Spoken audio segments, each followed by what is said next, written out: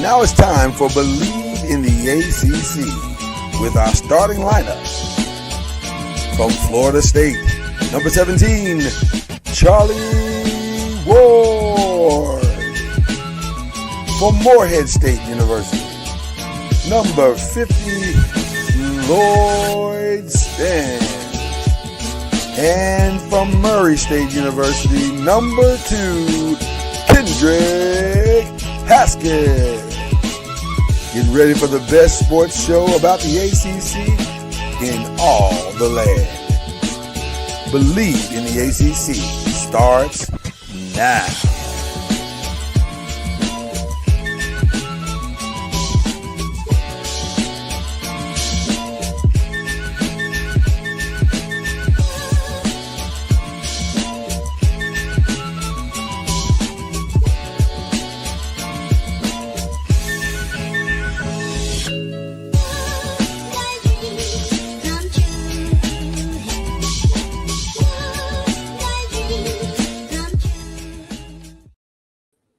Oh my goodness!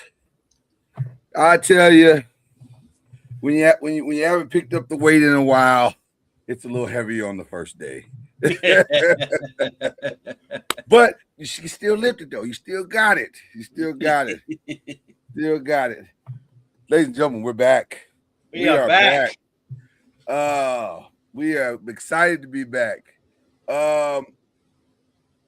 This is kind of like a flu game today, but we're gonna press through.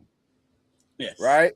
We're gonna press through because industry rule number 4008 says they shady. Record company people are shady. They shady. Oh my goodness! And it ain't just the record company. It ain't show friends. It's show business. It's show business. We're glad to be here with you. That is the great Kendrick Haskins. I'm Lloyd Spence. We've had a summer. We thought it was gonna be like all vacationy. Not so. A lot of stuff going on this summer. It was a very, very busy summer. Technically, it's still a busy summer. It ain't really, it's not really over. Summer doesn't end until September 21st. Exactly. So do like I'm doing. Pour yourself a good cup of coffee. I have that now. And we ready to rock and roll. We got a great show for you tonight. Listen to me. See, that's what happens when you're rusty. We have a great show for you this morning. If you're watching live this morning, I do have a question. What's up, homie? What was that contraption you just had for your coffee? Oh, it looked like the Space Needle in Seattle. It does. I thought you always knew about my. It's called a French press. It is the greatest for coffee drinkers. And if you know, you know, it is the greatest thing ever. Because if you like coffee, this is the only real way to drink it. You steep it. You put the coffee in. You steep it. Let it sit there. What is strengthen? Steep? Is it steep? Yeah, steep. I mean, I don't know. It might be. I don't know. Yeah. So basically, you put all the grounds on the bottom. You pour the hot water in. Then you let it sit, and all the flavor of the coffee just loves itself into the air and the atmosphere and strengthens itself and gets all strong. It's like lifting weights for coffee. And so then when you think it's ready, then you press the little button at the top and mash all the coffee down. It releases all the coffee to the top. And so now you got the grounds on the bottom, coffee on the top, pour it in the cup, you're good to go. I steep all drinks here. I got news for you here. I got coffee and tea this morning. This is a steep coffee or teacup. So you're gonna be bouncing off the ceiling. Oh yeah, it's gonna be a good morning. It's gonna be a really good morning.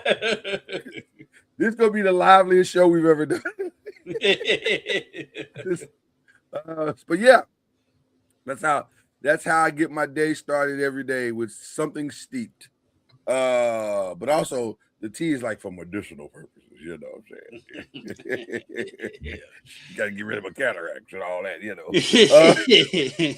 Yeah, so that's an herbal tea. An herbal tea. Yes, it's an herbal tea.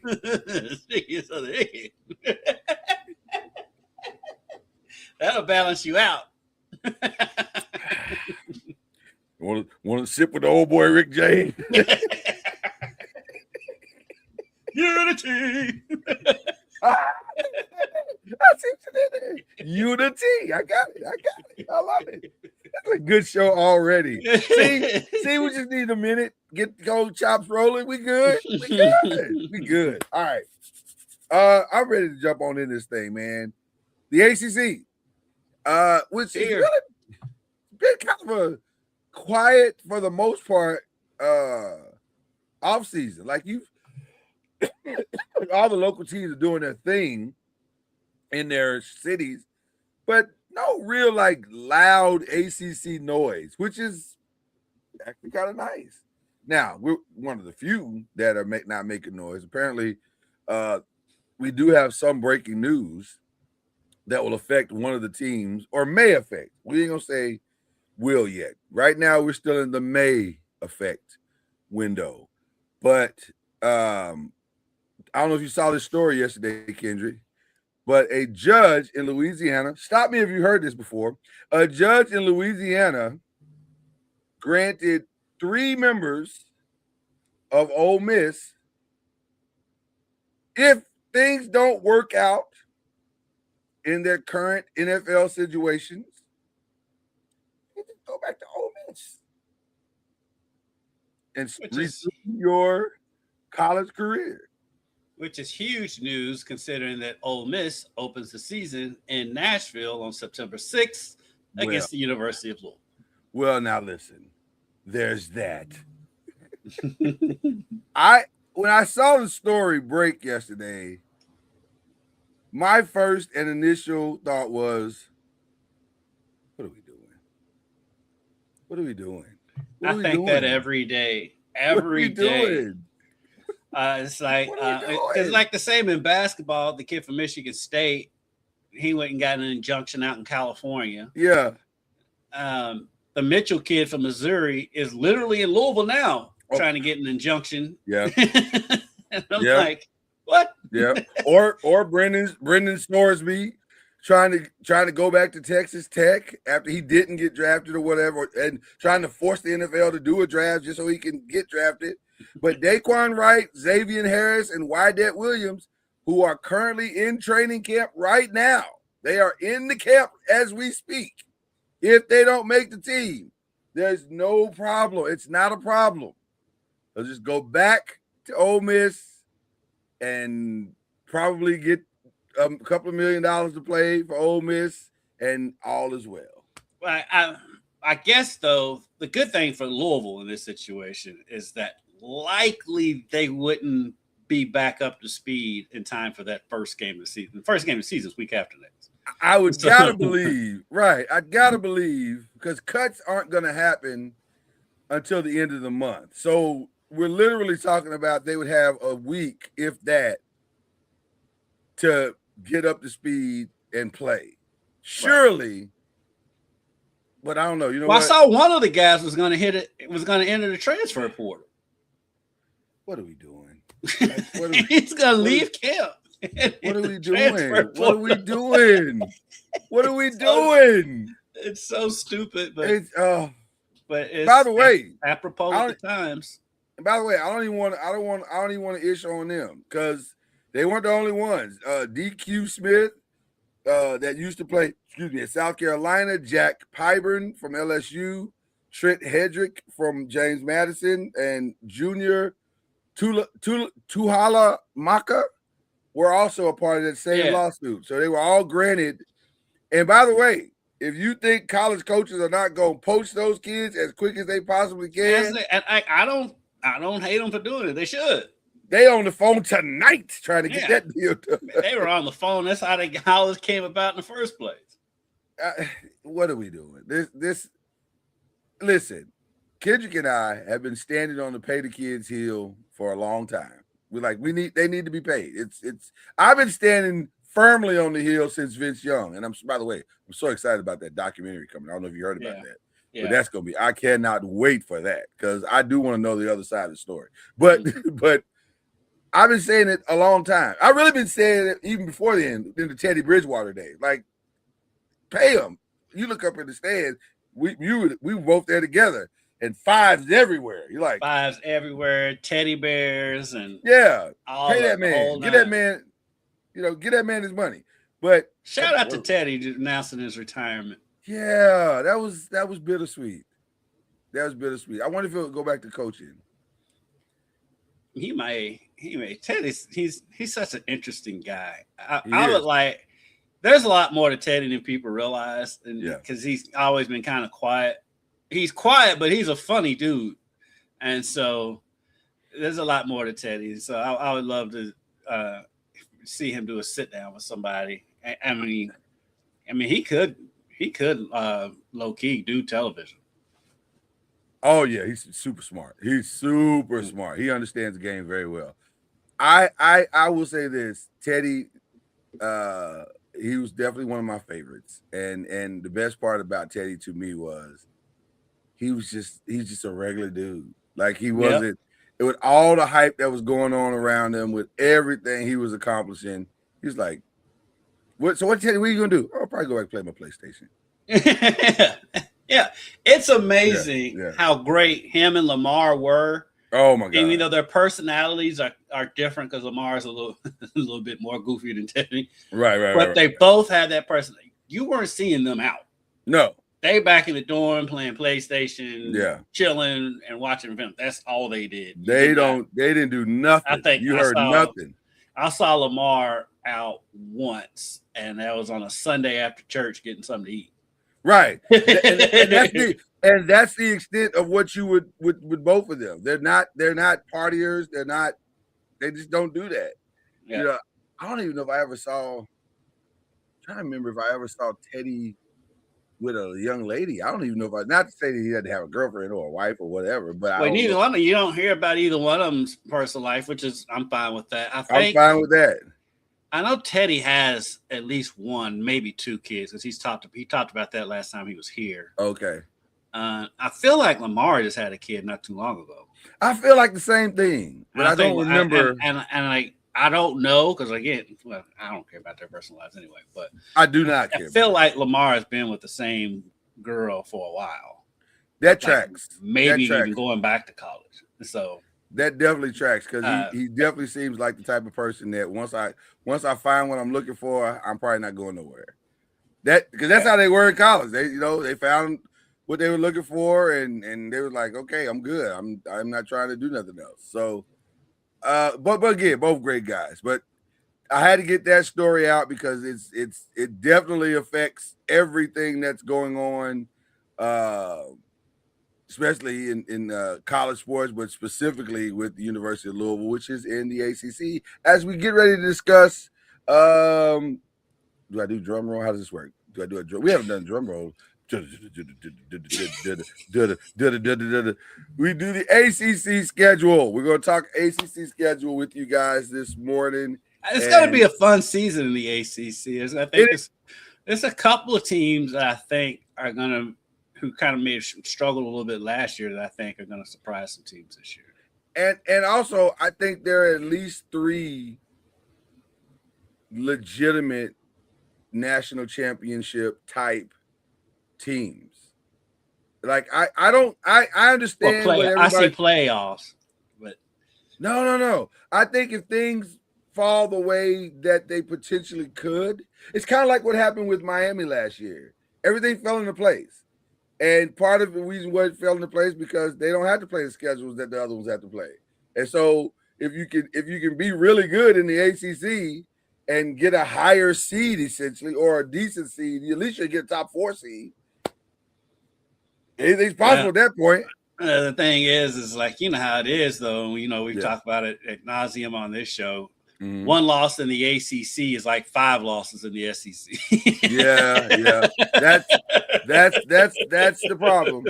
That is the problem. So there's the macro level. The look. Oh, I love to do the macro look. This is one of my favorite things that we do every year is to look at the whole board. You like, wow, this is really cool. Also, it's like the old multiplication table chart. Like you gotta trace it down. You gotta trace it down and figure out what's going on. But since we can't really break this down, we go step by step. So my second favorite thing about this show that we do every year is who comes up with what as their promo. But now I got to say something.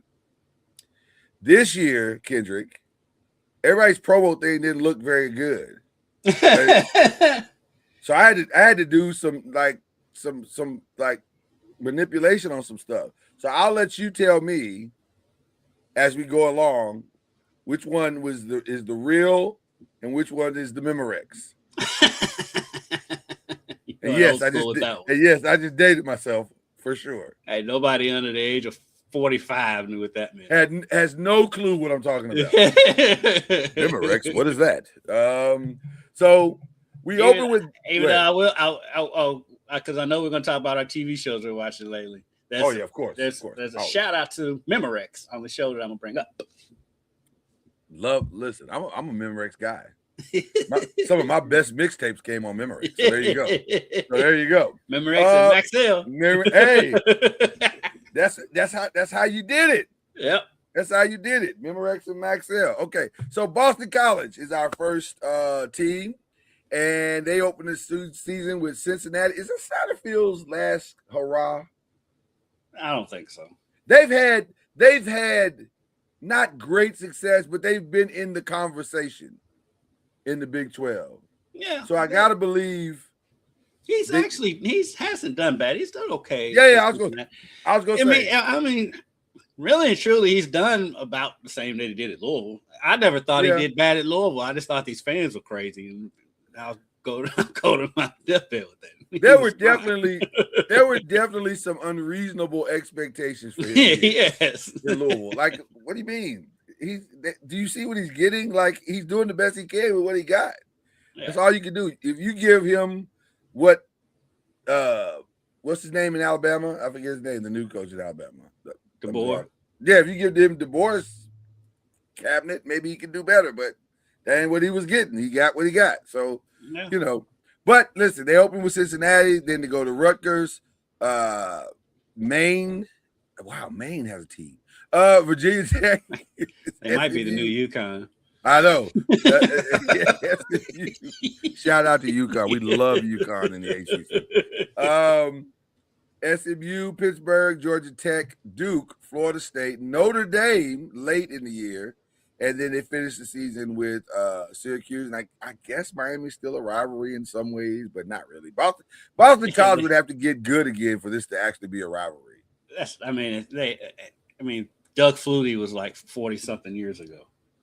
It was a long time ago. It was a long time ago. They got the good thing about Boston College. I think they got a considerable amount of returning players. So that always helps with the Boston Colleges and the Georgia Techs and the Wake Forests of the world, that they got some guys coming back with some experience. So Boston College typically is competitive. Like they'll be probably a 500 team as usual, maybe slightly above. They have a difficult schedule. Those first 2 games aren't easy. That's not ideal. That's not ideal. But I think that's the way, if you're going to have any opportunity to crack a playoff, that's how you got to do it now. You got to get at least 1 or 2 games in there that make the committees go, I mean, really and truly, they're going to win more than one, but they've only got 1 guaranteed win in that. Because we don't know about Maine? Is that why we called it? Is that why we called it the guarantee win?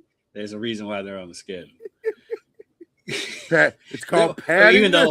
Even though, why are they playing at Maine? Oh, that game is at Maine. What are they doing? No. That game's at home. Okay. That game's at home. I read it wrong. I was gonna say, why on earth would they be playing at Maine? I was gonna say they really like Maine because. Yeah. I mean, at Cincinnati, the open season, that's gonna be. I mean, I may even go ahead and give them a loss there. Rutgers home opener is gonna be difficult. Schiano's a good coach. Yeah. And so, I don't know. I don't know either. I'll give them that. I'll give it to them because they're at home. Because I do think they're about even. I'll give it. So let's say 2-1 to start. Home against Virginia Tech. Franklin's first season. Haven't really. After the big splash of hiring him, I haven't really heard much about Virginia Tech since the hiring. It's been quiet. It's been very weirdly quiet for the high-profile coach that they have.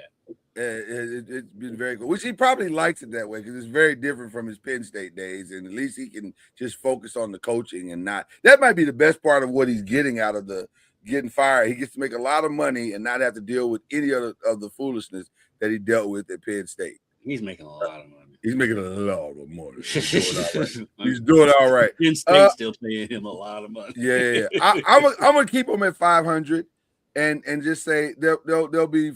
As the old folks say, fair to middling. They'll be fair to middling. Watch out for Evan Dickens. Evan Dickens is the transfer. I think it's a transfer line running back that's coming in. I think he played at Liberty last year, but he's coming in this year to kind of give them some identity on the running game. Averaged about 3.8 yards a carry. Not bad. But it's good. Listen, that's a steal for Boston College. They don't get like dynamic running backs a lot, so he should make some impact. But sometimes they do, though. Sometimes they do. Sometimes they have a really strong run. Was it a couple of years ago they had a really good running back? I was thinking they had one, but I can't remember. The name escapes me right now. Now I like this one. I gotta be honest. This is Cal. I like this one. This is fire. Yeah. I like the little yellow eye. I was like, okay, this is kind of hot here. Okay. Yeah. They opened the season with UCLA at home. I guess that's the home. Yeah, the home is the gold's the home. Yeah. And then they got to go to Syracuse, and then they come back and play. That's Syracuse or Stanford? I can't. Maybe that's Stanford. You might be right. That might be Stanford. No, that's Syracuse because Stanford's at the bottom. Oh yeah, you're right. Okay. They look exactly alike except for the tree. They put the tree in there. Thank goodness they put the tree in there. Right. Stanford always had the tree. Yeah. Okay, I was gonna say maybe they got the tree when they moved to the ACC. I don't know. No, they've always had the tree, but I have seen the Stanford logo without the tree in it. That's what I thought. Okay, all right, and then I have no idea who this other one is. The third one is. It's probably. It looks like Ball State. No, that could be San Antonio. It looks like the Roadrunners, maybe. Maybe UTSA, maybe. Yeah, I'm gonna have to. But it's at home. It's at home. I'm gonna have to pull up the right. Our 50+ old eyes ain't reading. Yeah, it ain't getting it. I got glasses on, and it's still not happening. But then they got Clemson, UNLV. Let me know when you get that. Virginia Tech, Wake Forest, SMU on the road. NC State, Virginia, Stanford, and they close the season out with Pittsburgh. So it's basically they're home, then 2 away. They're home, then 2 away. Then they're home, and then 2 away. That's Wagner, or if you're German, it's I'd have never got that. I would have never sat here all day. We could have guessed 20 times. I would never have gotten that. I got to be honest with you. So California, if I'm not mistaken, they still have that little young quarterback, right? They still have that young quarterback coming back. Let's take a look. I'm looking at their stats. Because if I remember correctly, Jerry Key Sagaputle. I think that's his name. Sagaputel. He threw for he killed Louisville last year. He was actually really good.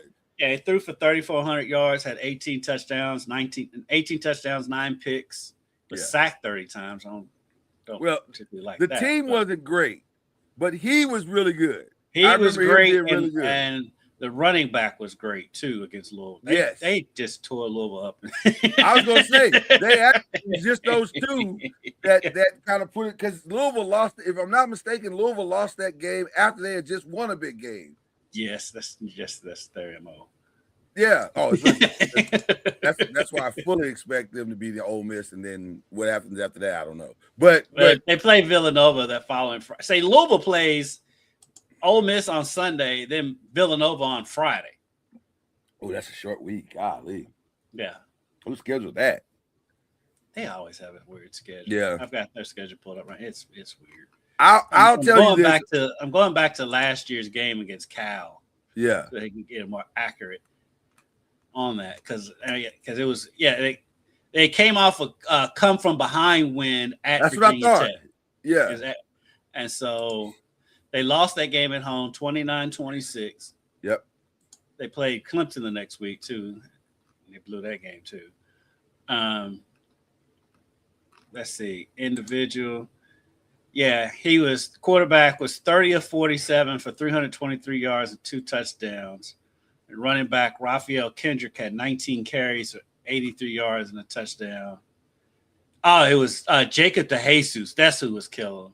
16 catches for 158 yards and a touchdown. That's now it's coming back all the way. Yeah. I just remember the young quarterback who I kept saying that's Indiana's next quarterback. Well, that's where, if you know the history, that's exactly where Fernando Mendoza came from. Right. And this kid, I think, is a sophomore. I think he was a legit freshman, right? Yeah.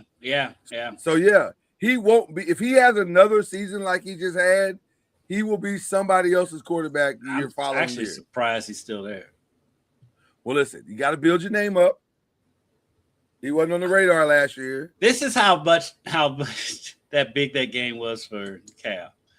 DeJesus, again, had 16 catches, 158 yards in that game.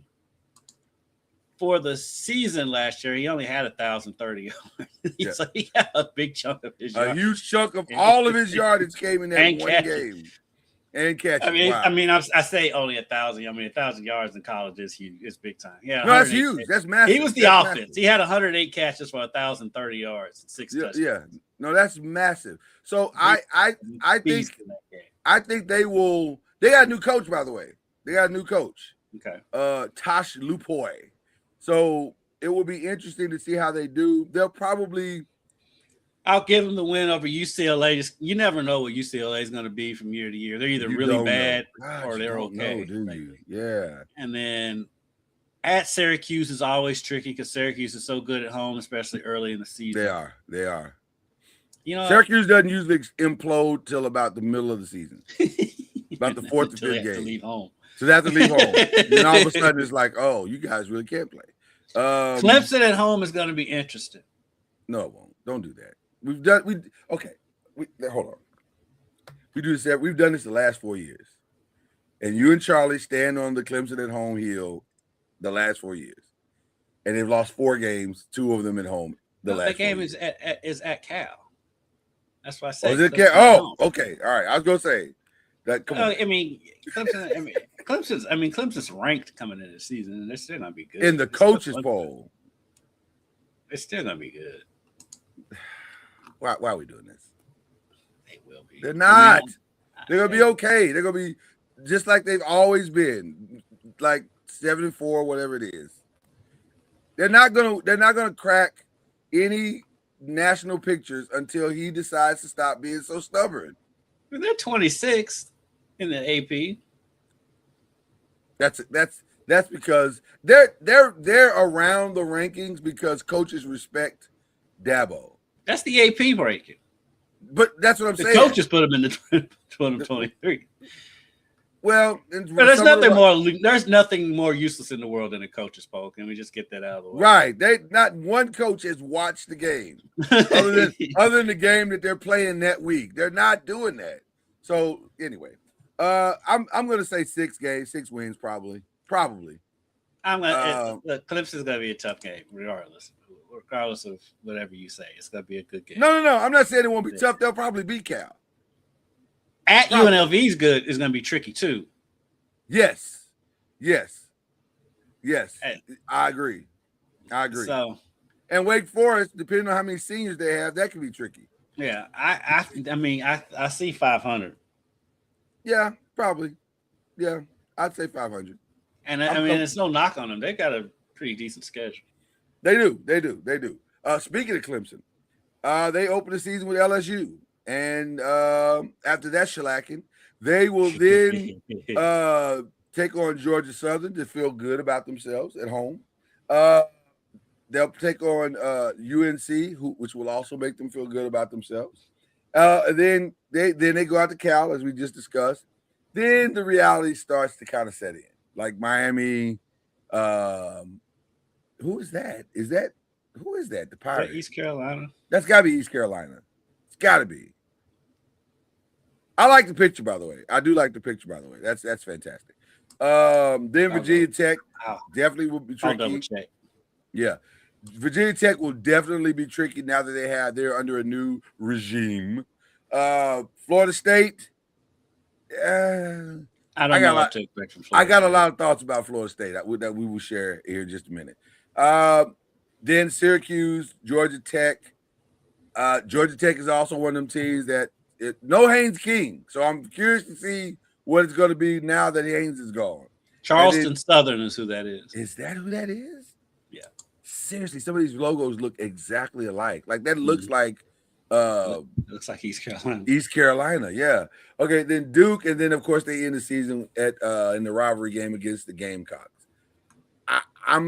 I'll just say it. It's probably going to be another 7-4 season or 75 season. 8-4, 75. I can see LSU being a loss. I can see Miami being a loss. I'm automatically marking those down as a loss, especially LSU after they beat them last year. Right. And that crazy man's the coach at LSU now. And he's got all the pressure. So I know he's coming to try to come out and hammer the nail. I don't know, Lloyd. I think I see 8-4. I'm with 8. I can get with 8-4. I can get with LSU, 8-4. Miami. I think Florida State's kind of a toss-up. Yeah.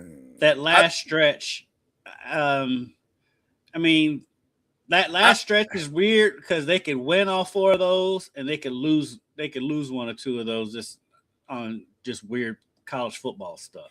I'm gonna give you know what? I'm gonna give them 9-3. Ooh, you feeling generous today. I'm gonna go 8-4. I think that Virginia Tech is gonna be a way trickier than he anticipated because I'm gonna give them that game just because it's year 1 for Franklin. Yeah, but that's why I think that's the one reason why I think he's going to get it because of the element of surprise. Like he doesn't. Well, by that point in the season, there's no surprises though. Maybe a little bit. Like he won't know all of his coaching tendencies. He won't be able to read them like he's read some of the other, coaches and anything. And then we don't know. I don't think that Franklin's going to quite have the guns yet. You know what I mean? That's the X factor. That is the X factor. But listen. There were 2 teams that hit the transfer portal hard, and it was Louisville and Virginia Tech. Virginia Tech built their entire roster. Well, they had to. They didn't have a choice. They had the choice. So, and from what I heard, I think he did very well. Like he got a lot of solid players. So we'll see. Take notes, Bill Belichick. That's how you do it. So yeah, somewhere between those two, I think 9-3, 8-4 is probably right. Probably right. So, okay, there's Clemson. Duke, solid. I would expect Duke University to put together a solid presentation as far as the schedule. And this is solid. This is really, really solid. Okay. So they start out with Tulane, which, by the way, did not go well last year, if I remember correctly. Did they lose that game? Somebody lost that game week 1 or week 2. I can't remember who it was. But Tulane is. But Tulane's lost their coach now. So yeah, this should go much better this time. I would think. And then I guess is that Illinois? Yeah. Okay, they Illinois last year. Yeah. That was a blowout, but I can't remember who blew out who. I don't remember who blew out who. Yeah. Because Duke was good last year. They were all right. For some reason, I think Illinois blew them out though. I could be wrong. I know it was a blowout one way or the other. Yeah, that would definitely track. Then, so while you're doing that, Stanford is at home. They got William and Mary at home. Georgia Tech on the road. UNC. God bless UNC for their contribution to the ACC this year. Virginia, Boston College, the Wolfpack. Illinois beat them 45-19 at Duke last year. Wow. That was because I remember it vividly because we were all three of us were stunned by how bad they got beaten that game. Yeah, that was a Rick James slap on your put your feet on your couch kind of whooping. Not my legs anymore. My legs. You can get another couch.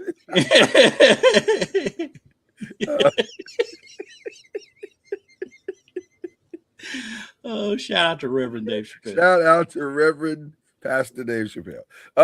North Carolina State on the 7th, Miami on the 14th. That could be a huge game depending on how Duke performs this year. They close out with Clemson and the Mine Bowl on November 28th with Wake Forest. So I don't know. Duke definitely found the right coach. They got a good coach. He seems to have the train on the track and is doing well. I'm thinking 7-5. I was gonna say it's Duke though, and it's they get what they get. Like the smart schools in the ACC, they get what they get, and it's cyclical. And so they cycled in last year with some good play. Now next year they lost their quarterback, and so they lost their quarterback. So I would say you said 7-5. Yeah, that feels right. I think because with Tulane, with Summerall leaving, and this at home, I give them that, giving them the loss at Illinois. And I have them going on. Going on a little run there after that. Okay. Stanford, William and Mary, Georgia Tech, Carolina. I have them losing to Virginia. Yeah. And then winning the next two. Of course, losing to Miami. Right. And I do have them losing to Clemson and then beat Wake Forest. They get Nate Shepard back. They get I think they got a couple of transfers. CJ Campbell, I think, is there from Rutgers, and they got another smart guy in Willem Dahl from Yale. I don't know. You said 7-5. Mm-hmm. I can get on board with that. That feels right to me. It's Duke. I mean, come on now. This isn't a basketball team. It's All right. Florida State, the Seminoles. Shout out to Charlie Ward. Who may make an appearance, may not. We'll see how it goes. But his Seminoles. Is this finally the make or break year for their head coach? I mean, Garth Brooks is performing in Indianapolis tonight. Is he doing it because of what's going on in Gary? Nah, this is already scheduled. It was already scheduled? Okay, all right. They open with New Mexico State, which I don't know what to think about Florida State because I don't know. We'll find out early on Monday, September 7th. We'll find out. This schedule is not ideal. Let's just start with that. Well, early. SMU, Alabama. You're right. Yeah. Now, a little bit of relief with Central Arkansas, but then Virginia and Louisville, and Louisville's on the road. Miami's on the road. Jesus. Miami and Louisville on the road. Back-to-back on the road. Back-to-back on the road. And then come home. You're welcome, Florida State. Jeez. Boston College, Pitt, NC State, and Florida. That's how they actually they got Virginia at Louisville, at Miami, and home for Clemson. That 4-game stretch. That is brutal. That's not good. That feels like a scheduling mistake, but here we are. So I mean, that's all ACC games, so you can't blame them for that. The ACC did that to them. Well, one thing we'll find out about Florida State, they're either going to be in the conversation or out very early. because they got 1, 2, 3, 4, 5 early games before October. Oh God! By the time they end October, they're either in the hunt or they're starting the recruiting process very early this year. Because it won't matter if they don't. I don't even know what they could do. They got to win. I don't know how they do this. The only blessing is that they get SMU and Clemson at home. Right. But and Jesus. Florida's at home. And Florida's at home. But probably your two toughest games are on the road. And then Pitt is Pitt. So, and Pitt in November is going to be miserable. It's going to be cold and raining. It's going to be cold. The field's going to be crap. Yeah. And then Virginia at home. I mean, don't sleep on Virginia at home. Yeah, I think this might be, unfortunately. I think Mike Norvell might be 6 and 6, 6 and 6 at best, and that might even be stretching it. Well, let me ask you this then: if they leave the Miami game, and they're 1, 2, Jesus, I could see a loss. If they're 2-5 by the time they get to Clemson, does Mike Norvell finish the season? Because Florida State will fire you in the season. They've done that. We've seen that movie. Yeah, that's kind of. Shout out to Willie Taggart. That's just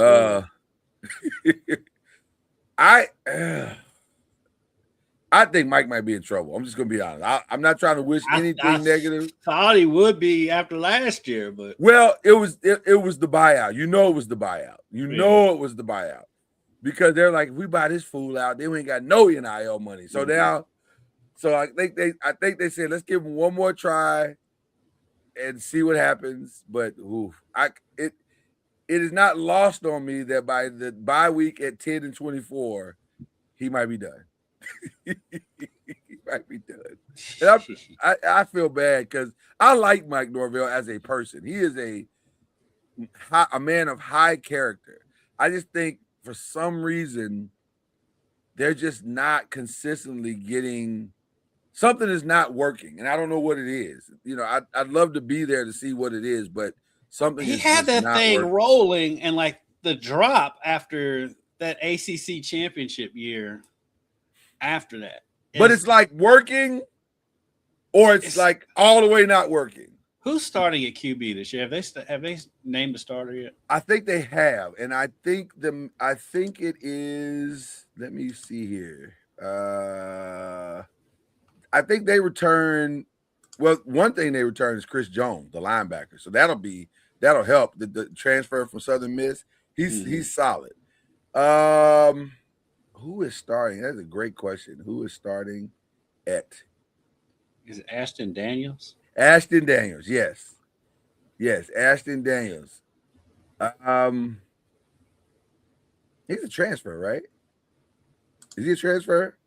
He is. I don't know if he's a transfer from this past year, but I think he's next up. And then they got some running backs, Usman Kromah and Quintravion Wisner. We got to do our name show at some point because, we love the names. And then a lot of people are high on Usman Kromah. They think that kid could be special. And we'll see how he does in the running game. But we say that every year. That's my problem. We say it every year. If Florida State can get their running game going. I'm looking up Ashton Daniels. So he came from an SEC school apparently, because ESPN app ESPN is like, because it's like giving me his last few games, and they're all SEC games, but it's not saying what team he played for. So I don't know. I don't know where he came from either. I want to say Auburn, but whoever it was, they lost to Kentucky 10-3. And he was 13 of 28 for 108 yards and 1 pick. I feel like it was Auburn, but I could be like way off. They lost to Alabama 27-20. It was Auburn. Oh, he went to Auburn and Stanford. Oh my God. See, Auburn. See, I don't love 3 transfer guys. I don't love that. That's usually the kiss of death. That didn't work out last year with Thomas Cassiano. That Was he a 3? I thought he was just 2. That's just Boston College and Florida State. Was he somewhere else before that? Maybe it was just 2 for him. Yeah, I think it was just 2 because he was at Boston College for a long time. Mm-hmm. He might have graduated from Boston College and then just went and played. I think that's what the deal was. Yeah. So I don't love, but three transfer guys would make me nervous because that usually means it's something missing. You know who I'm thinking of? That was 3 transfer that went to Florida State. The guy that actually had decent success there, but he got hurt in the championship. Uiagalelei? Yeah, Uiagalelei. So your guy. Yeah. Just because you like saying his name. I do. I thoroughly enjoy it. I don't know why. And you've already forgotten how to say it. No, Uiagalelei. I got it. I'm in there. You can't forget Uiagalelei. Like that's a name you got to remember. Okay, I'm gonna say this is not gonna go well, just for the scheduling. I just think the scheduling is awful. A schedule is. They have to have the toughest schedule so far that we've looked at this morning. That's the toughest schedule. Yeah. All right. So this is Georgia Tech. And last year Haynes King carried them deep in, and then the bottom fell out, as we knew it would. They opened with Colorado with Dion. By the That's way, at home. I saw their guys, like some of their guys, like Colorado's guys. I want Dion to win like everybody else, but it feels like that thing is little dudes. It feels like that thing is about done. Well, but I think it's going to be done on his terms. And what I mean by that is it'll be him leaving, but I feel like a job opening is coming here soon. I don't know if his health though. Well, that's the X factor. That's the X factor. I don't even want to mess with him about what happened last year, because last year was a crazy year. And what team could perform under those circumstances when your head coach is not there to kind of micromanage some of the things that were going on? Yeah. He wasn't there. He just didn't have it, unfortunately. So, but they opened with Colorado, Tennessee, and Mercer all at home. So they'll be at home for all 3 of those. And then it's home and away. I give them 2-1 to start. I can agree with that. At Stanford's tricky. Yep. Then Duke. I'll give him. I just don't know who's their quarterback. It's so difficult with Georgia Tech because they leaned so much on Haynes King last year. Haynes King was the entire offense. He was the running game. He was the passer. I think a couple of times he called his own passes. The thing that they do have coming back that could make it interesting is that they have Justice Haynes, who was hurt, but when he was with Michigan, but now he's healthy, and he averages about 7.1 yards a carry. So that's going to help. Now, Alberto Mendoza, which is Fernando Mendoza's little brother, that's where he went, is going to be the guy. Okay.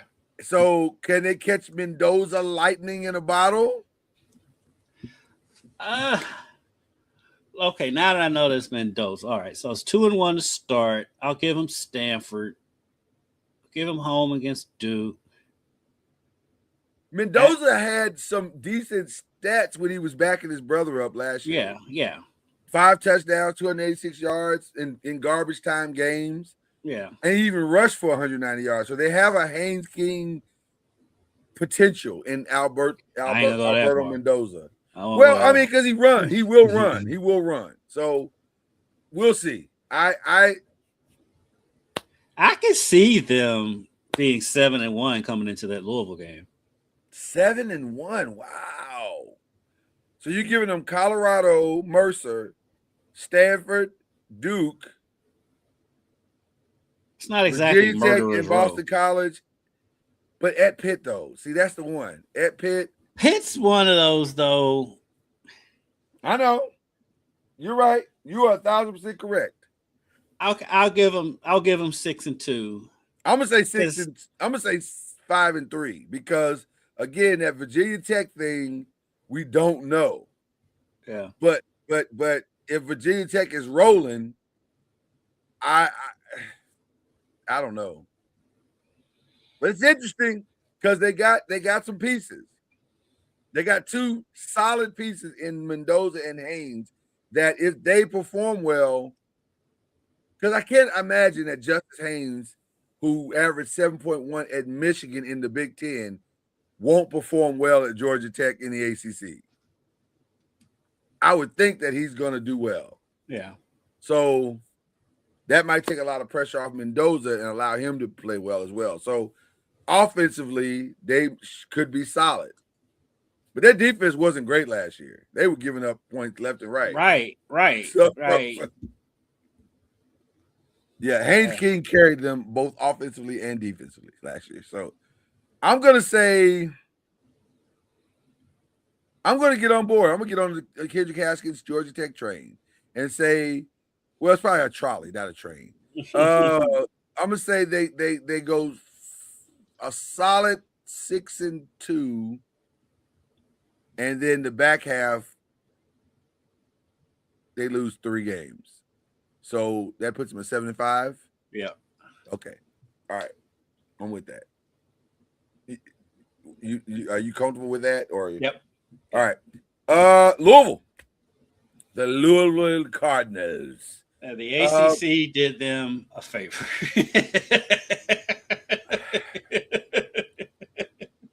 They did not do to Louisville what they did to Florida State.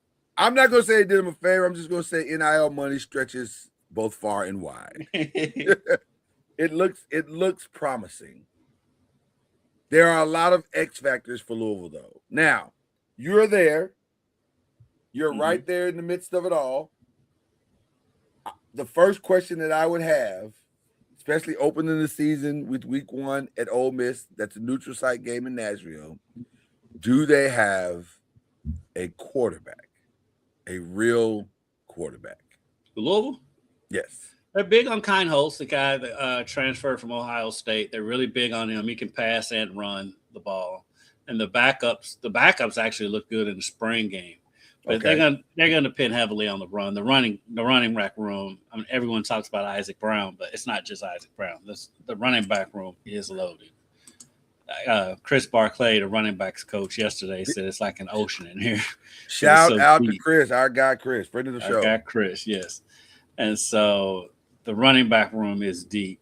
The defense is going to be legit. With Clev Lubin coming back. And they also, a couple of their fifth-year guys, they've been added to the roster over the last couple of weeks. And so they're going to be a legit contender, and they've got the schedule to do it. Ole Miss, I don't know about Ole Miss on opening the season in Nashville.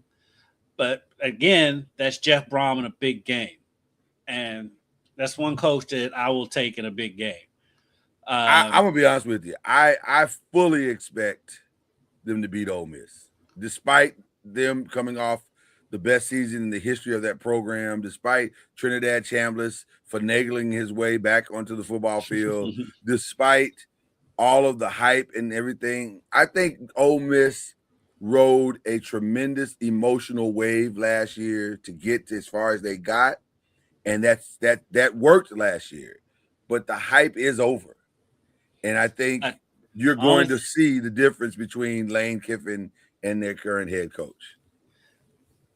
I agree with you to an extent because Trinidad Chambliss is that good. He is, but I think Louisville is the perfect team to Lacey offset what there? They do. At Louisville or at Ole Miss? At Ole Miss. That's a great question. That is a great question. Let's effort to see that as we go through. I'll let you find that, and I'll go through the schedule for Louisville. If they can get past Ole Miss, then it's Villanova, who has never been a juggernaut. Now the reason why they're playing them on 5 days. Exactly. 4 days rest. Exactly. The X factor of this schedule, honestly, is SMU, because SMU they still have Jennings, and he's in his 3rd year, which means he should be very, very comfortable. Now that game is at Louisville, but if you look at the last 3 years at SMU, it has not mattered where that game has been. No, it has not. SMU has done quite well. And Keywan Lacey is back for Ole Miss. Okay, so that could be interesting right there. I'm going to give Ole Miss that way. Yeah, that could be interesting right there. But they got SMU. They have Wake Forest, which they're the box of chocolates. You just never know. But then after that, NC State, Florida State, Syracuse. They get to bye. They got Stanford at home. They don't have to travel for that one. They got Georgia Tech. They got North Carolina, Pittsburgh, and then they close in the rivalry game at Kentucky. If they can, if what is on paper translates to the field, you could be looking at either a potential ACC championship participant and/or winner, or a potential playoff team. Because if they beat Ole Miss and SMU, that might be enough. If they're beating everyone else consistently and they're not struggling to get wins. Right. The schedule sets up really nice. The schedule is set up nice. At Georgia Tech will be tricky. At North Carolina, we just don't know what. I mean, by that point, Bobby Petrino might be the Carolina coach. Yeah, we're actually taking bets on that around here. Let me know what the over/under is on that. But I mean, it's a very navigable schedule. I just wonder where is that weird loss, because unfortunately, that's been every season. Brom's been there. I love Jeff, but there's been a weird loss. Can I tell you where I think it is? Where most likely, if he's true to form, most Stanford. likely, I was going to say it's either but that's at home. That's the only reason I think they'll. So was California last year. That's true. God, dog, that's really true. I'm gonna say the weird one comes at early like NC State or something. I can see that. At NC State's a tough place to play. Yeah, I was thinking it'd be at NC State, but it depends on how they come out the gate. If they come out the gate I'm just saying, man, Jeff don't be losing these games that he's supposed to lose. And they're good on the road. Doesn't do that, yeah. One of the most, even though they lost to Stanford at Stanford. Yeah. When they had that Tyler Shuck year. The homer in me wants to put them at 10-2. The journalist in me thinks it's going to be 9-3, but they could squeak into the ACC because there's confusion everywhere else. And 9-3, I think, still gets them into the ACC championship. That's what I'm saying. I think 9-3 is possibly legit, but also I'm struggling to find the third loss. If I'm being honest, I'm struggling to find the third loss. And here's the other thing: their wide receiver room could potentially be as good as their running back room. They got in the portal and got some solid folk up to and including Trey Richardson, Richardson's going to be huge. Yeah, that was a big pickup. Mm-hmm. Trey Richardson is the only reason Diego Pavia had an opportunity to go try out for a team. And got cut. Now we all knew he wasn't going to make it, but how you get cut before a camp? That's like Friday. You got fired on your day off. He really essentially did. But I think those of us that understand and evaluate with a non-biased eye in college to NFL, we all knew Diego Pavia was more Johnny Manziel than he was Fernando Mendoza. And Trey Richardson was his he was his Mike Evans. For sure. And so that's why I was like, everybody got to slow down. I like Diego. Well, then he started doing some weird stuff last year. He got real weird last year, but the popularity got to him in his mama's head. So. Yeah, it got real uncomfortable. But especially anyway, his mom. But 100%. But I think if the receiving room, if the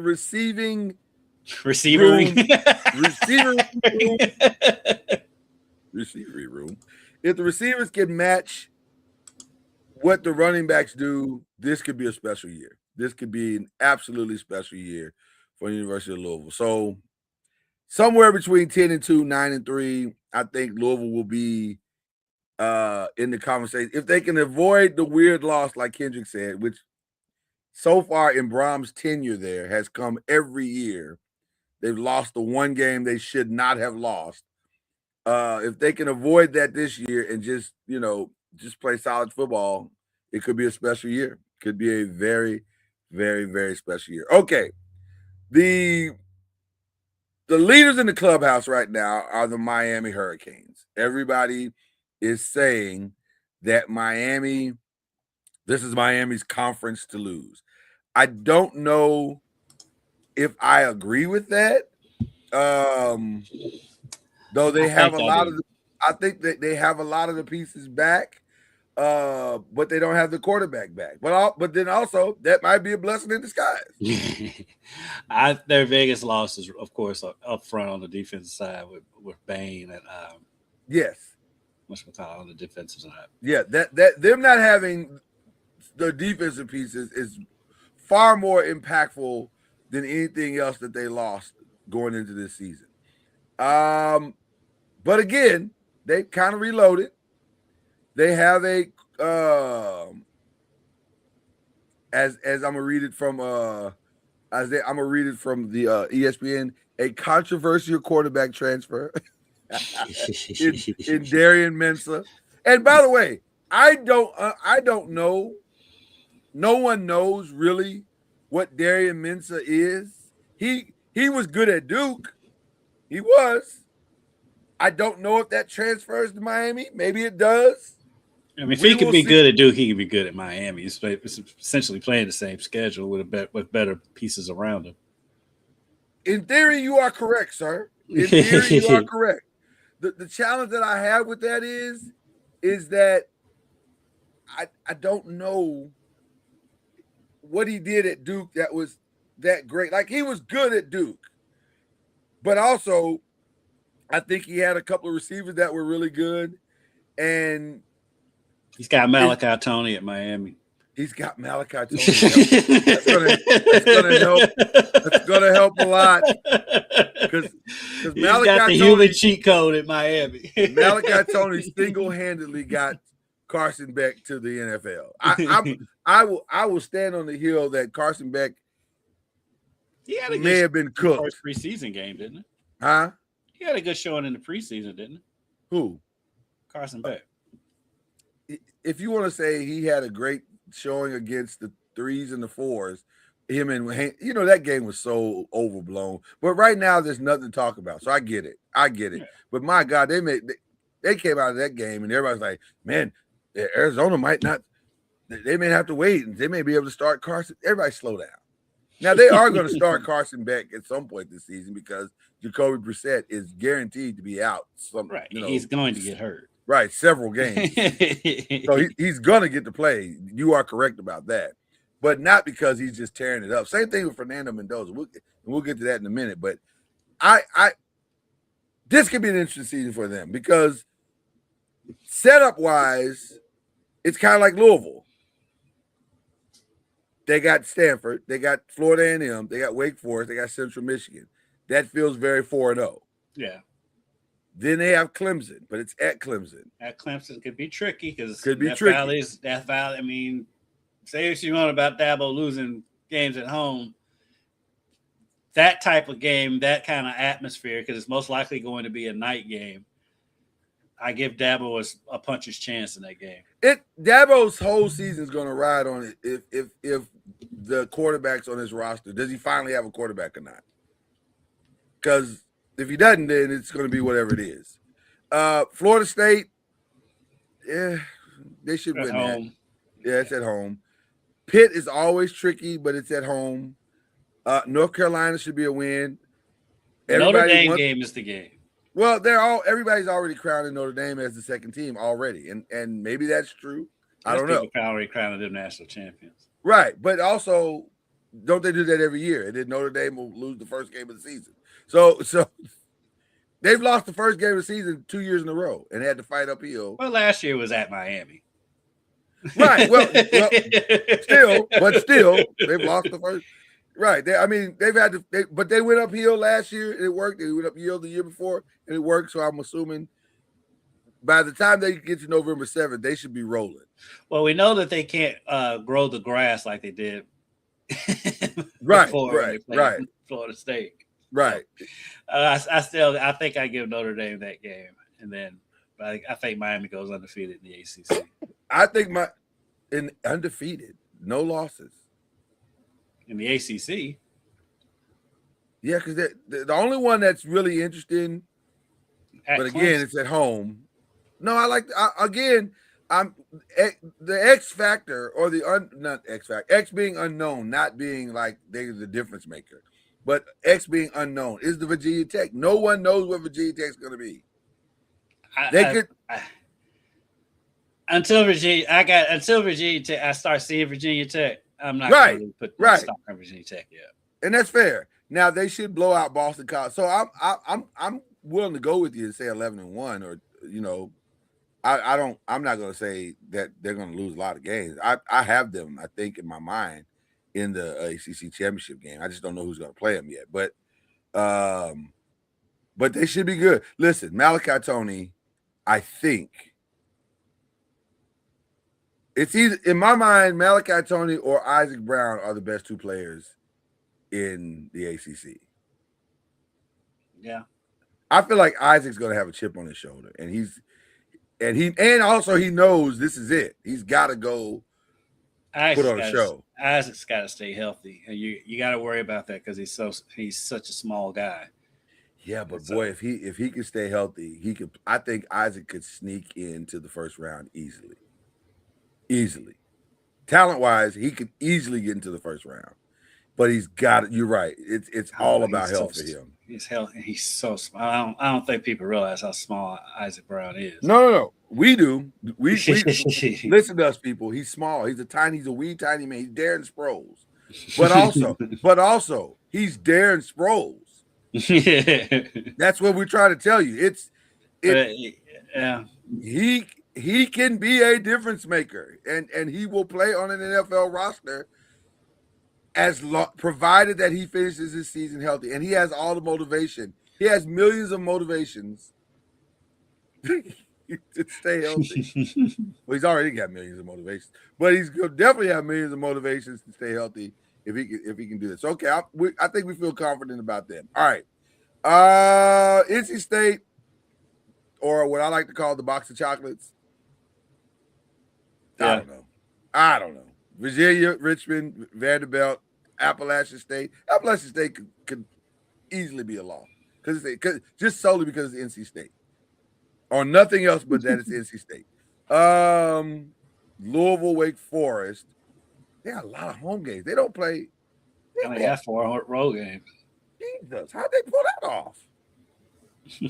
I think Louisville had that last year. Wow. Now I'm looking at NC State different, because if they're halfway decent, they might pull off some. Actually, this year, Louisville only has 1, 2, 3, 4. They get 5. They have 5 road games. They got 4. Wow. Okay. And the 4 road games are Vanderbilt, Stanford, Florida State, and UNC. Mm-hmm. All winnable games. Yeah. They're going to be in the mix. That's when I was saying earlier that there's going to be a team that struggled last year that's going to have a decent season. That's what I'm talking about. Is NC State. This is the team. Yeah. The schedule sets up nice for them to make some noise. Wow, this could be interesting. Yeah, NC State might be a disruptor. NC State's my dark horse to make the ACC championship game. NC State could be a disruptor. That now all of a sudden that October 3rd game is loud. Yeah. That's a loud game. Okay. Wow. Okay. I hate this one. I hate everything about what North Carolina, but also, doesn't this reek of what's going on in North Carolina right now? It's confusing. It's hard to understand. It's a mess. This is all that's happening in North Carolina. Okay. It is such a mess. It's a mess. It is a mess. we don't know why their GM was fired, but those of us around kind of know why the GM was fired. It's a mess. It is awful what's going there. So I'm looking at. I mean, I gotta believe this is his last. Yeah, I gotta believe this. 1-1, 1-2. Yeah, 1-3. Yep. Probably 1-4, 1-5. By the way, the ETSU game, not a lock. I'm gonna give it to him though. I'll give it to him, but I'm dogfight. 1-7. There's UConn. Shout out to UConn. 1-7, 2-8, 2-9. They're gonna lose all three of those last games. Those last three games for sure are losses. I mean, I really got them at 2-10. Yeah, they'll go 1-5. By this, Bobby Petrino will take over after the UConn game, and it'll be Bobby Petrino coming back to Louisville. Or Bobby Petrino coaching against Louisville. And his brother, because Paul Petrino's on Louisville staff. Oh boy, this could be fun. That's gonna be and they're doing it solely to get a solid rating for the ACC network. But yeah, 2-10 sounds right. Okay. Pitt again. Who knows? I don't like this graphic or whatever. Oh, I hate it. But the ones they how you need the schedule on there twice? Well, this because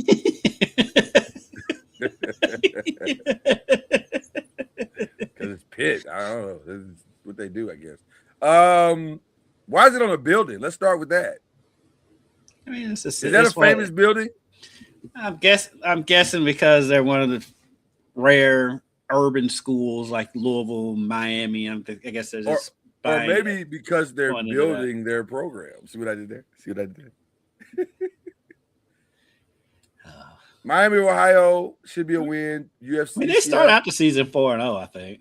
I don't know. UCF, they got the dollars. That might be a lot harder. That's gonna be a tricky game. No, that's gonna be tricky. I'm just giving it to them because they're at home. Yeah. 5, Syracuse, 6, Bucknell should win that one. Yeah. 7. They could be 7-0 going into that Miami game. That'd be nice. That'd be a nice little loud ACC moment. Yeah. I'm gonna say though that 6-1. I think they're gonna lose that UCF game. Okay. UCF is they play ball. They got money. I'm comfortable with 8-4. I'm comfortable with 8-4. Are you comfortable with 8-4? Are you feeling good about 8-4? I mean, I think their ceiling could be 9-3. Okay, yeah. I can see 9-3 in that schedule. Yep. 100%. Shout out to Pitt. Okay. That's if you ain't about all that. They just kept it clean. They kept it clean. I like it. Florida State. I don't even know who that is. It's at home. It's not Central Arkansas because they have that bear thing. I think actually the September 26th one is Central Arkansas. I feel like that's Central Arkansas. It could be. Or maybe that's Cal doesn't put their bear on it. I have no idea who that is. But whoever it is, they play up September 12th. I'm sure it's probably a cookie cutter game. Then the big one on September 19th. That's the one everybody's gonna be watching. That one might decide early the ACC. And then after that, they got 3 home games with Boston College and Virginia, and whoever the September 26th game. They have 4 home games in a row.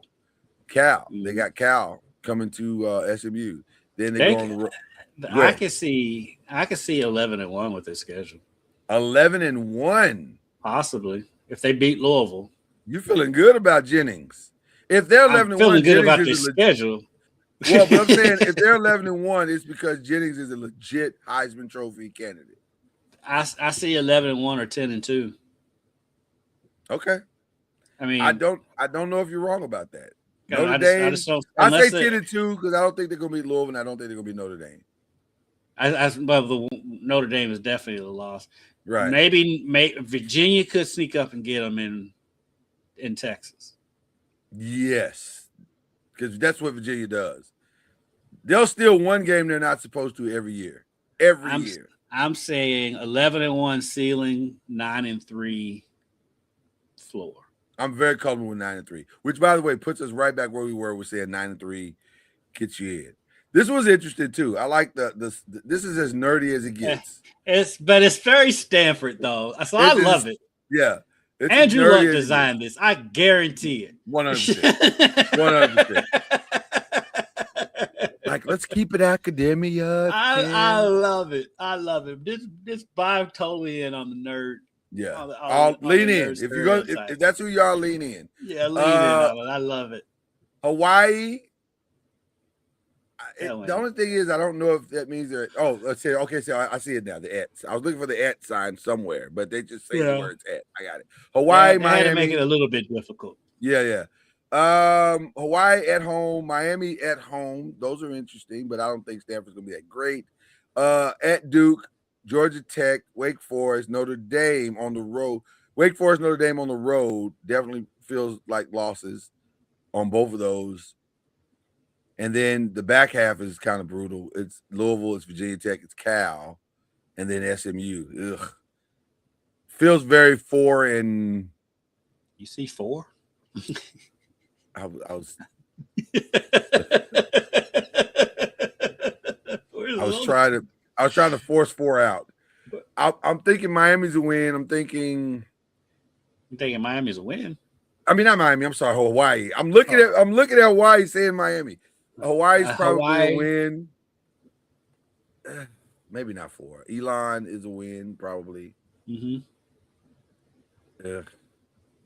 Cal could be a win because that's not even a road game, really. That's just like a rivalry game, and it's right down the road. Okay, 4 is a stretch. Maybe 3. Maybe 3. 3 and something. 3 and 9. If it was spades, I'd say 2 and a possible. Yeah. Right. And not a strong possible. Not a strong possible. Yeah, that's a jack. Yeah. I'm not even sure what.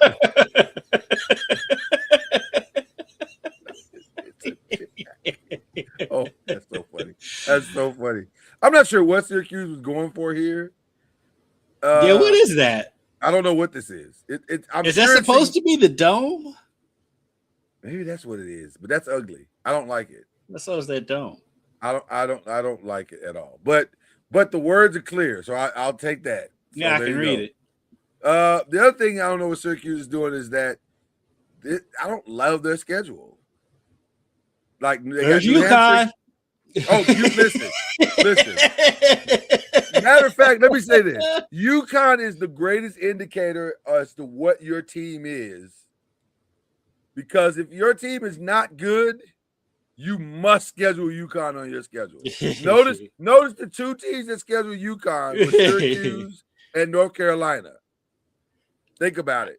I don't know if U of L will ever schedule UConn again after what happened at one game up there when the guy clearly waited for a fair catch, caught it and took off running and scored, and they gave it to him. Right. I don't think U of L's played them since. They're like, we're not fooling with them. Their home games are brutal. I mean, brutal. Louisville, SMU, Clemson, and Notre Dame all at home. Can somebody help Syracuse out, please? Like, Jesus, how is that fair? Every hard game they got on their schedule is that now it's in their building, but they're like help. Super hard games. Right. I'll give them 4 and 8. Yeah, I'm with you on that. We can move on because that feels exactly right. They'll steal 4 somewhere, just where I don't know, but this is not a great schedule at all. Virginia, keeping it simple. I think this is the stadium. I'm assuming that's the stadium. Yeah, it is. It's a weird way to do it, but okay. Their opener is super interesting. So what did they decide? Because I had heard some things that everybody was nervous about, some of the travel ban stuff, and then they were going to pull that game away from Rio de Janeiro and bring it back in stateside. So is that still? I guess it's still on because Dallas, because isn't Dallas and the Ravens still playing down there? They're going. Yeah, they're going. Yeah, the NFL don't care about all that. They're going to get. They're going to go regardless. But I think there was some legit concerns about the travel stuff. I just don't understand the ACC playing one of their big time marquee games to start the season in Rio. Yeah, that sounds stupid. But it's the ACC. But right, it's on brand. It's for sure on brand. For sure, it's on brand. But I just don't. Yeah, I'm with you. I don't get why Rio de Janeiro is clamoring for Virginia and NC State. Like, you know what game we really need here? Man, if we could just get Virginia, it's a marquee matchup for the ACC. For us, yes. Stateside, yes. It would be a great game. Yeah. But I don't know anybody in Rio de Janeiro that's walking around with Zion Wilson, the D tackle for Virginia. I don't know that anybody's walking around with Zion Wilson jerseys. So I don't get why they're doing it, but whatever. I mean, it's whatever. So they open with that game. Then they come back with Norfolk State, which should be a win. West Virginia, I don't know about that one. Yeah, that's going to be a tough one. Yeah. Delaware, God, thank you for your UConn-like contribution. Florida State on the road. Florida State. Yeah. Syracuse, that'll be a good game. Syracuse, Virginia actually end up being a good game. SMU, Duke, Wake Forest. It's an interesting schedule as well. I don't know. Virginia is also a box of chocolates team. Yeah. I think floor is 8-4. 8-4. You got them at 8-4. That's their floor. Okay. Topping out, I think.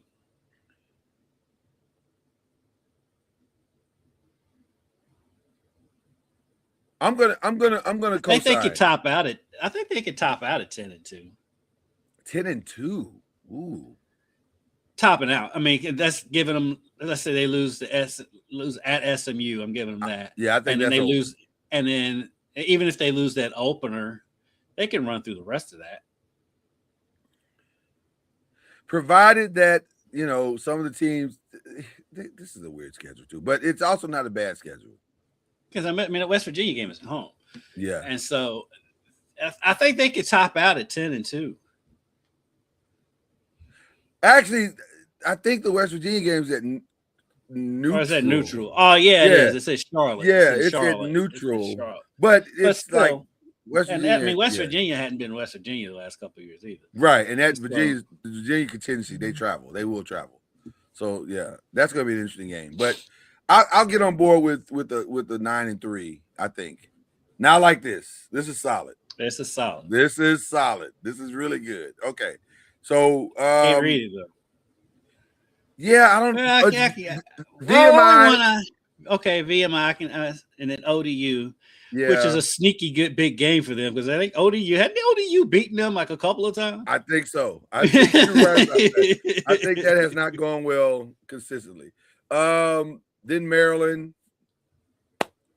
You never know with Maryland. I think until Maryland fixes their jersey problem, they're always going to be up and down. Well, they're always going to put. They have the worst jersey on players. They're always going to put that goofy flag on there. I hate that jersey so much. I don't know why they love that flag so much, and they put that flag on. I hate it so much. I hate it with the hot coals of 1,000. I hate it. Boston College. Yes, my God. Okay, Boston College, Pitt, Cal, Georgia Tech, Clemson, SMU on the 6th. Stanford, Miami. Again, if Virginia Tech can somehow adopt a Penn State-like mentality, then they'll lose to Miami and they'll lose to Miami, right? Then they'll go 10-2. They'll go 10-2. Because the schedule sets up actually nice. They'll lose to Clemson too. Oh yeah, they have the Penn State mentality. Yeah, if it's true Penn State mentality, they'll 9-3 for sure. But I think it could legitimately be 9-3. I got this sneaking suspicion that he's going to come in on fire. I really do. I don't know why, but I do. I don't like this at all. I just to be honest with you. Wake Forest. Yeah, they didn't even try. Do better. Do better. What are those helmets? When do they wear those? I don't know, but I don't like them. I like chrome, but I don't know if that yellow does not. Well, look right. There's a weird yellowish tint, and then also you can't see it, but I can you can kind of see there's a demon deacon guy. I figured that's what it was, and I'm like, why is that? That's a fail. Like surely somebody. It's a smart school. Surely somebody in that school. And I love chrome helmets. I love a good chrome helmet, but this is not working. Oh. This is not striking fear into anyone. But they got Akron open, Purdue, Miami. Oh God, they got Purdue, Miami, Louisville. That feels very 1-3. Then Stanford, NC State, Cal.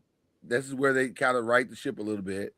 But then, oh wow, the backside's not awful though. Virginia, Merrimack. I don't even know what. Where's Merrimack at? Do you know what that is? I've heard of it. I don't know where it is. Okay. SMU, Georgia Tech, Duke. It gets real nerdy toward the back end of the schedule. 500, I think, is their ceiling. Yeah. Depending on how many CUs they have, 500 is probably right where they need to be.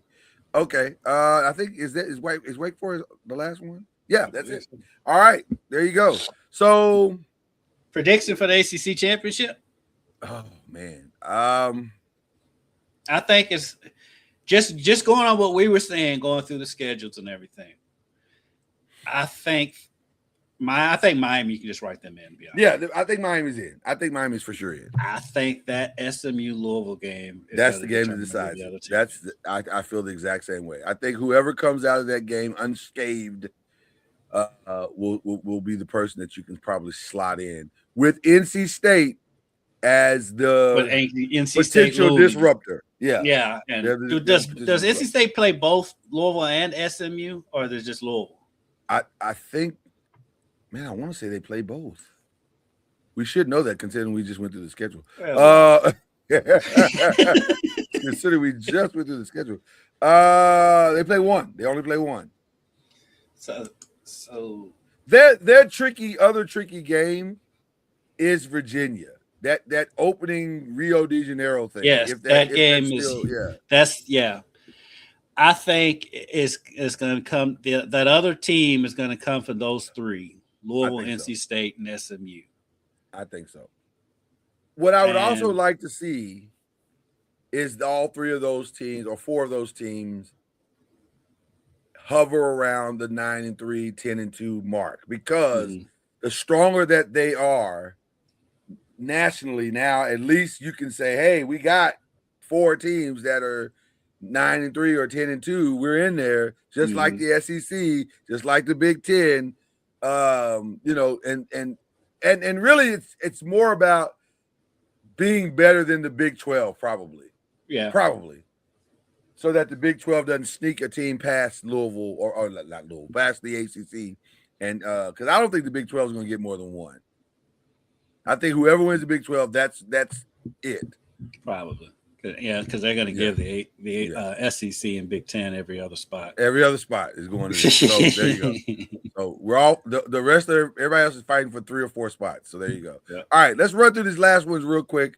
I'm over.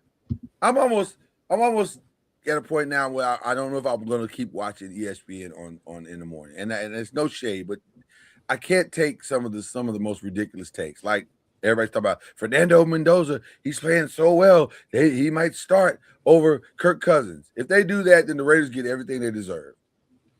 I mean, I could see him taking over at some point in the season. But of course, but not starting to see. Come on, man. It's preseason. I take everything they say this time of year on ESPN with a grain of salt. They just feel it. They got shows to fill. And I want a salt-free diet. I don't think I've seen First Take all summer long. I'm kind of done with First Take at this point. I am too. I'm giving First Take a thumbs down. See what I did there? So preseason game tonight. That'll be interesting to see what happens and how much hype. Real quick, I'm not even gonna get into the Lakers. That's a whole nother show. We'll do that next week. We're We'll do that next week. Because something will happen between now and next week anyway. Yes, it will absolutely happen. It's crazy. Or nothing. Basically, it boils down to Jeannie Buss is like, I forgot all the cards. I don't know what y'all talking about. Well, she definitely seems to think that she does. We will see. And it appears that she does. Well, y'all can vote all y'all want. She's not an idiot. Let's She's the only smart one in the group. Right. Let's just say that we'll leave it here. She's not an idiot. Nope. She's not an idiot. So I don't know why, but whatever. Okay.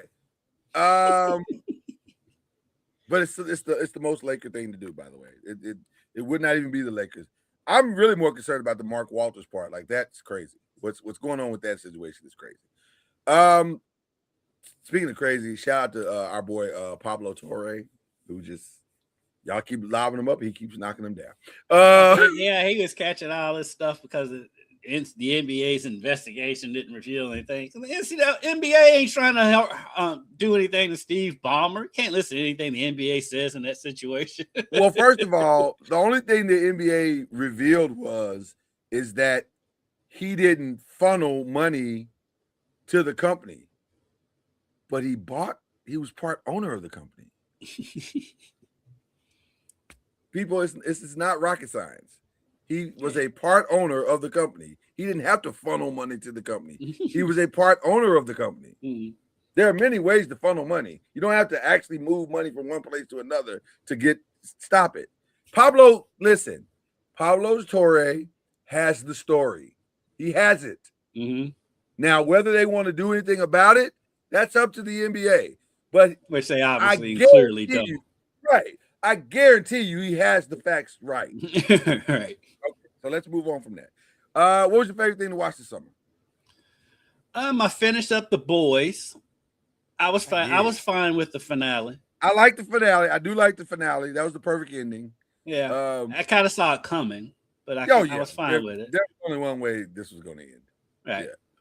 Yeah. I started when a shout out to what we were talking about earlier with Maxell and what is it? Wait a minute. Memorex and Maxell. Yeah. Memorex and Maxell. Yeah. Of course, yeah. Memorex, and I couldn't remember Memorex. Right. Shards. Have you started that? I just saw it. Pop up on my timeline like yesterday. And I was like, what is Shards? I don't even know what that is. What is it? So it's based in 1981, California. Okay. Rich white kids. Okay. And a serial killer. You have my attention. You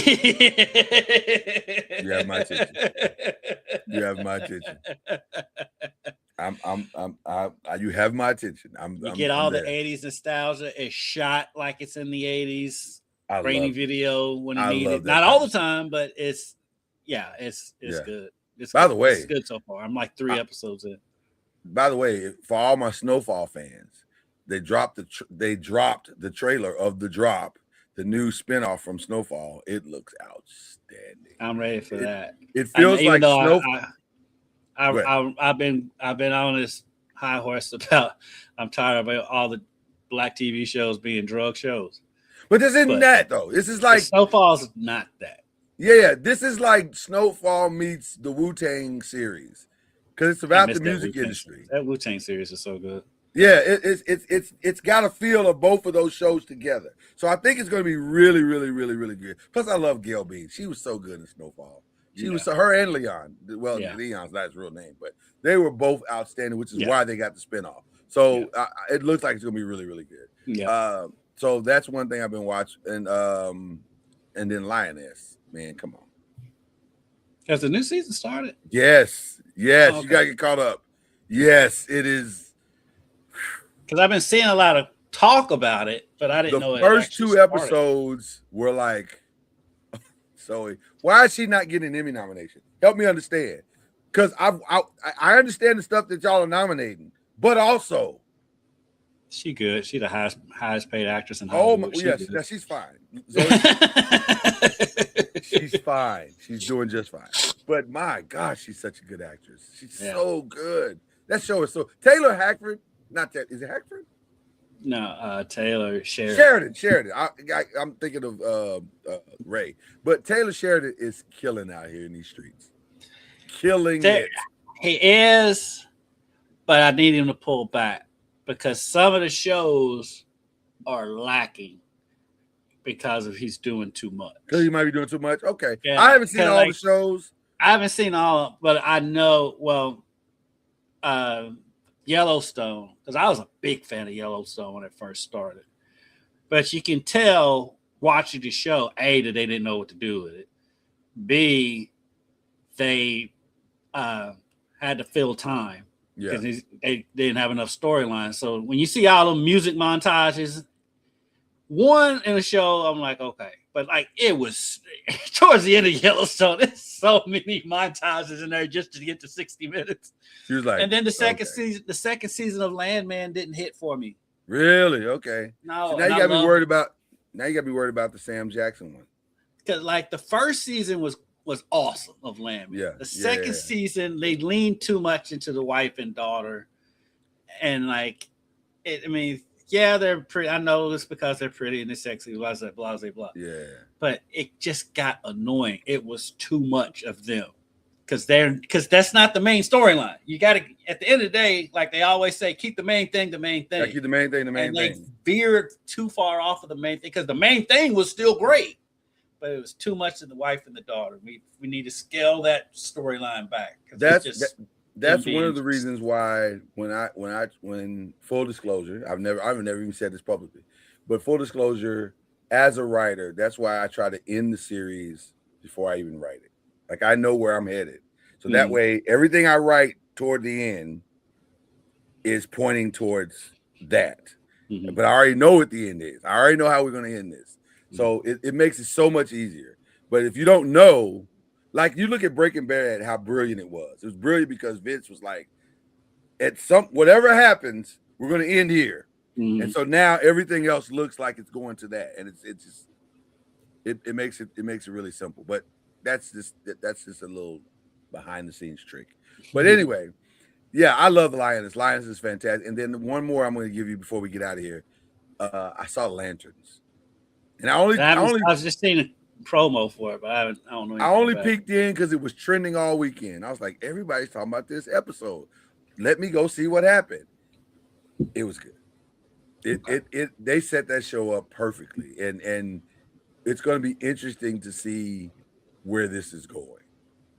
And for all the things that people say about James Gunn, his TV shows he's getting right. Now, maybe it doesn't translate to the movies all the ways, but the TV shows, Penguin, Lantern, he's getting those right. Penguin was so good. Maybe his lane is TV. Maybe it's not movie like he thought it was. Maybe it's TV. So I don't know. But and then of course we're loving our cooking shows. We're loving them. Oh yeah. Great. Food truck race. Food truck. Thank you for introducing me to that. That is a good time. Yes. Yeah, it's been great. Pitmaster's been interesting. I don't love the flow of the show, but it's hard to do a barbecue show because barbecue takes 8 to 9 to 10 hours. Right. So, it's just a hard show to do. But I'm enjoying all of that. So it's been fun summer.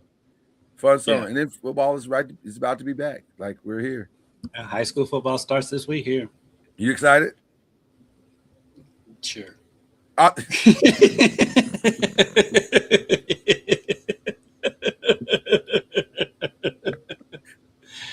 I'm so sorry I asked that question, but also not really because that was fantastic.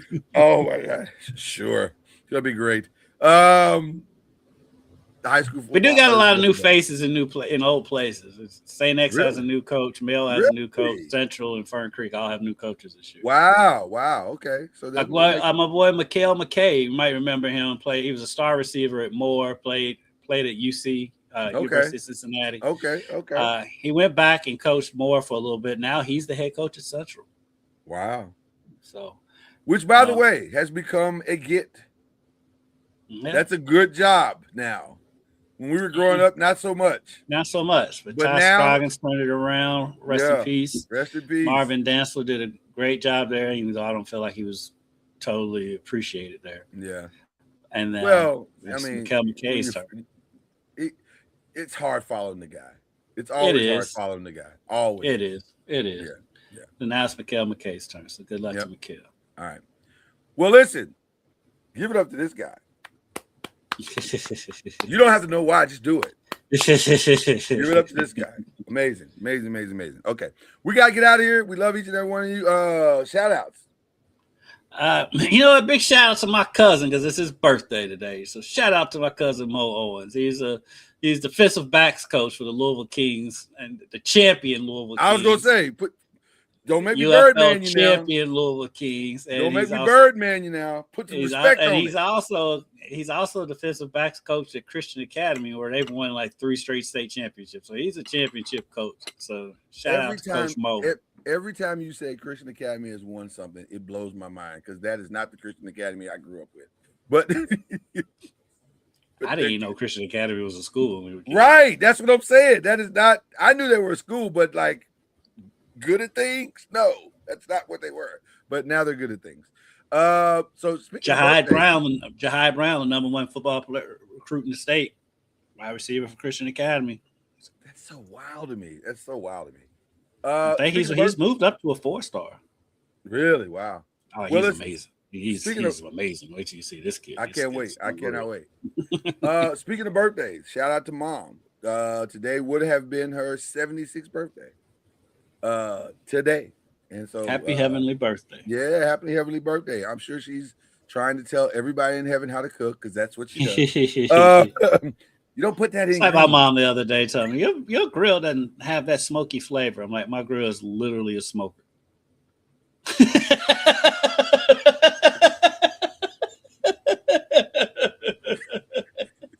See, the only thing that can be smoky is charcoal. Like nothing else can give you a smoke. When she said it, did you go Dave Chappelle and go, word? It doesn't. I check my head. Sorry, you can't argue with Mama. That's Mama. You can't argue with Mama. 2 sneaky shows. DR from Detroit, far better than I thought it would be, and she's hilarious.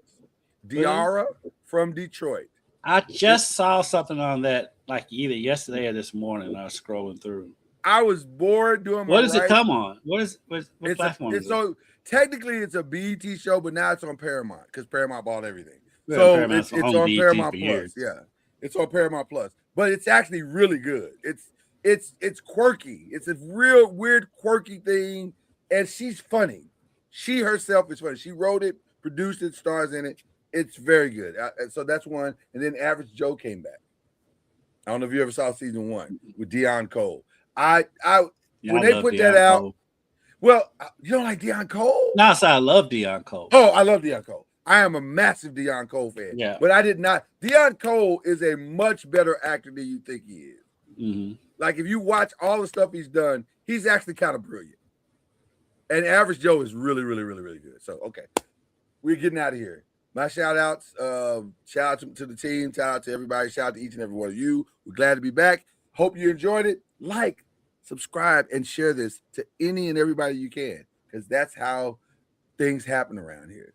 Things are happening because of you guys, so we appreciate it. And shout out to Charlie. He couldn't make it today because he had compliance meetings. He had some stuff. Yeah. He's doing stuff. He's like a coach or something. Yeah. He had head coach stuff to do today. If he were here, he would probably shout out Troy Vincent and his wife, because I think he just gave him an award or something, or they're getting an award in October. So we'll shout them out for him. So with that being said, that is the incomparable. And I'm going to carry him off like Scottie Pippen. I'm going to carry him off the stage. That is the incomparable Kendrick Haskins. I'm Lloyd Spence. This is Believe in the ACC. I've been waiting all summer to say this. Cue the damn whistle.